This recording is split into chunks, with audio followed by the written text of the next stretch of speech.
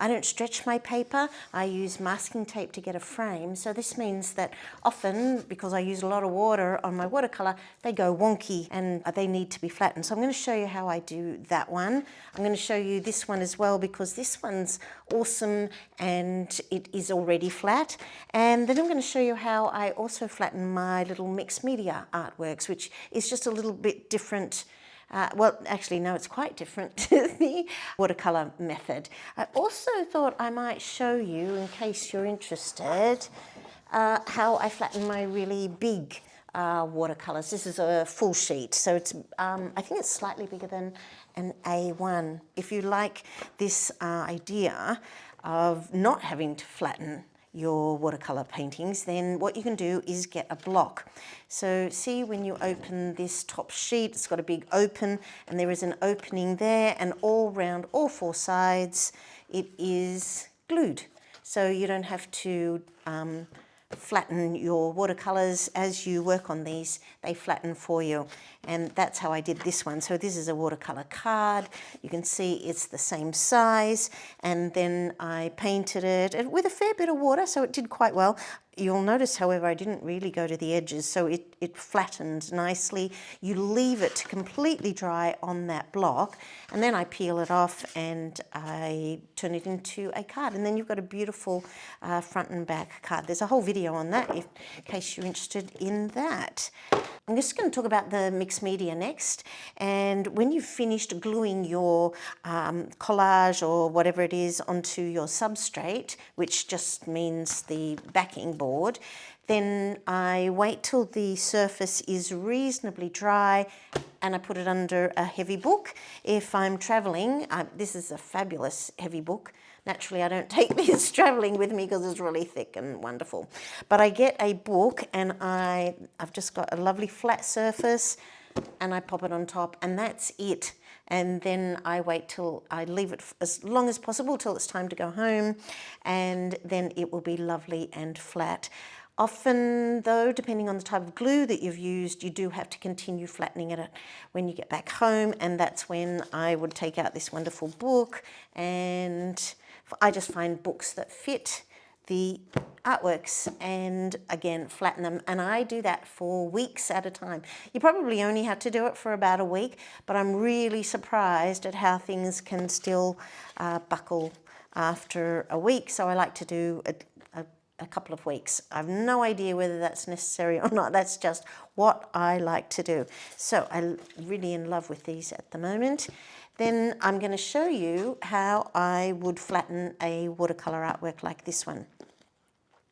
Oh, the other thing I wanted to say about the mixed media is that if the surface isn't completely dry and you really feel like you need to get it starting to flatten, then if you have a book like this one that has a plastic coating on it, so I bought this, you can see $25. I bought this from this second-hand bookstore, and they'd covered it in plastic, which is absolutely brilliant because then it doesn't stick to anything that mightn't be completely dry on your surface. The other thing you can get is one of these mats. These are one of these silicone mats that you use for cooking. That's brilliant for placing it onto your surface if it's not completely dry yet.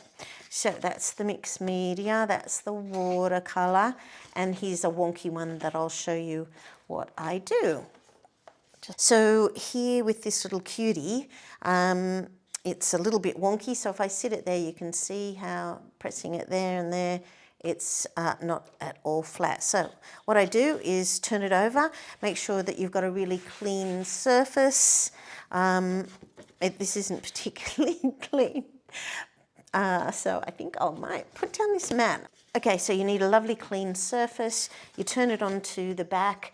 You get a sponge, you wet it dramatically, squeeze out the excess, and gently, oh, this sponge is decomposing, and gently but evenly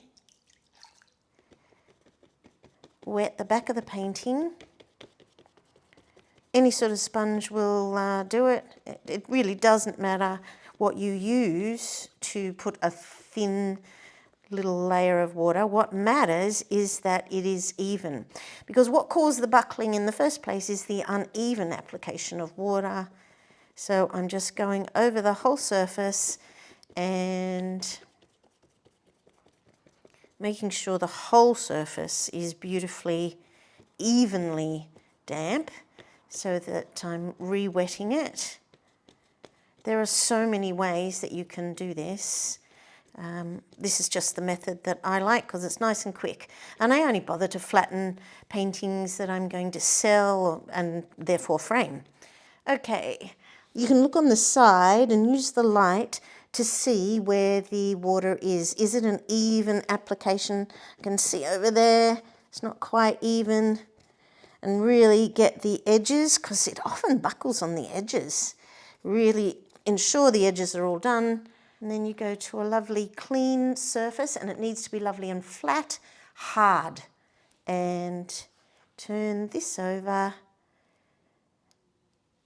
and get your book and flatten. Again, I do it for 1 week, 2 weeks, and I've occasionally been in a hurry for an exhibition, and I found 2 days isn't enough for this particular method. The other thing though, if you're going to do it for 2 weeks, is every now and again go in and check that you air it, because if you live in a really humid climate, I have on the rare occasion completely forgotten and little bits of mould have crept in. So put the book back down and just leave it there, and that's it. That's how I flatten small paintings.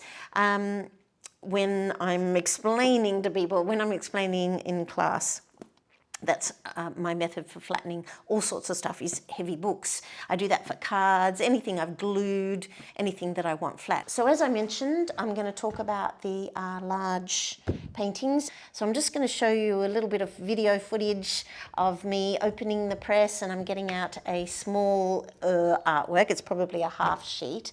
These are 2 big boards that are hinged together, and they're so heavy my husband put in a little pulley system for me, because I ended up just struggling with it all the time. And this way I can lift up and check, lift up and air, and put things in and out. And I've also got these really big clips that I put on when I've got a couple of pieces in there, because I've been using it for, I don't know, 20 years now, and it's just not as strong as it used to be. So that's it. That's how I flatten my artworks. If you're exhibiting or gifting, or you're doing cards, or there's anything that you want to flatten. Thank you for joining me. See you next time. Bye.